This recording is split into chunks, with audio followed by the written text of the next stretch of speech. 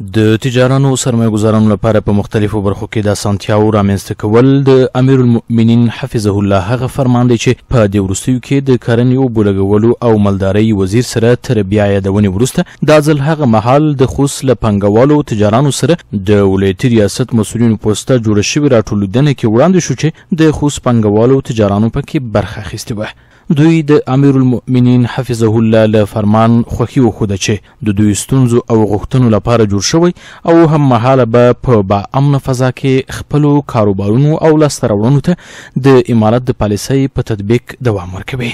د خوست لویو او وړو تجارانو سرمایه‌ګزارانو خپلې ستونزې او غوښتنې شریکې کړې او هیله مند وو چې تر لوړ پوړو به رسیدنه ورته وشي. شیخ صاحب امیر المؤمنین د افغانستان ملي سوداګرو ته د پاملرنه کړې ده او خاص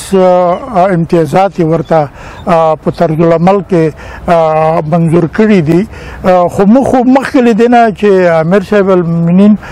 طرز العمل منظور کړي موږ مننه په دې نه کوو چې په هر هیواد کې چې د سار مال ساتنه وي په هغه کې پرمختګ وي په هغه کې خلکو ته کار پیدا کیږي. موږ شکر الحمدلله ټولو نه غاټه شتمني لرو هغه سوله ده. د نننۍ غونډه ډېره ښه غونډه وه او رئیس صاحب زراعت او د سلاکاران او ټول په مسایلو پوهې خلک دي. زموږ سره ملي سوداګر چې دلته موجود وو تاسو خبرې واورېدې په مسایلو پوه دي او تجربه لري. زه هیلهمند یم چې زموږ دغه غونډې دوامدارې وي او هغه مشکلات چې موږ په خوست کې لرو په هره برخه کې د سوداګرو دپاره د سولې نه را دې خواته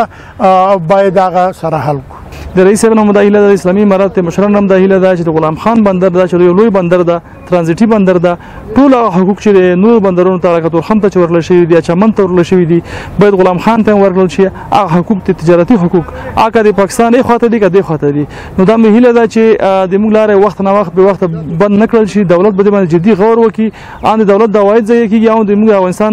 تجاران چې د ضرر سره مخامخ کېږي. د خوست د کرنې اوبو لګولو مالدارۍ ریاست مسؤلینو ډاډ ورکړ چې تجارانو ته به د ځمکو سړو خونو او فارمونو په ورکولو علاوه نورو برخو کې د پانګې اچونې زمینې برابرې او غوښتنې به یې تر مرکزي چارواکو ورسوي. یو خو د قدر امین حفظه الله د حکم مطابق او دوم د کرنې او مالدارۍ محترم وزیر صاحب د خاص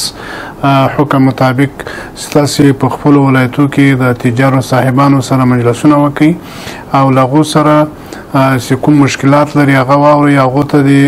پانګونې ته تشویق کړي او هغه زمینه ورته برابره کړي. له دې سره په څنګ کې دغه مهم اهداف لغه سره په څنګ کې بعضې جزئی مسائل وي چې هغه ځکه تجار خبر نه وي یا تجارو هغه ځکه داسې پوره پوهاوی نه ورکړ شوی نو د دې دپاره موږ هدف دا و چې د موږ او د تجارو په مابین کې هماهنګي راسي.